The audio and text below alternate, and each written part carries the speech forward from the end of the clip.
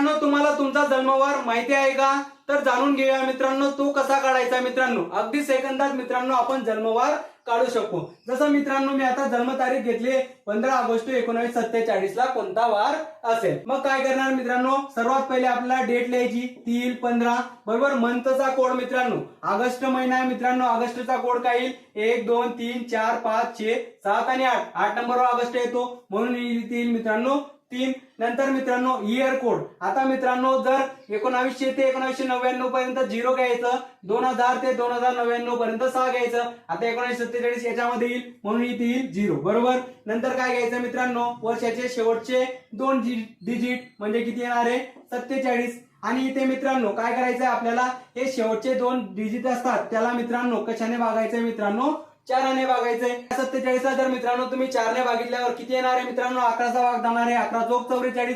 नंतर काय करणार मित्रांनो तुम्ही या सगळ्यांची बेरीज, ती किती येणार आहे मित्रांनो 76. आणि त्याला मित्रांनो कशाने डिवाइड करायचं, नेहमी त्याला डिवाइड करायचं 7 ने.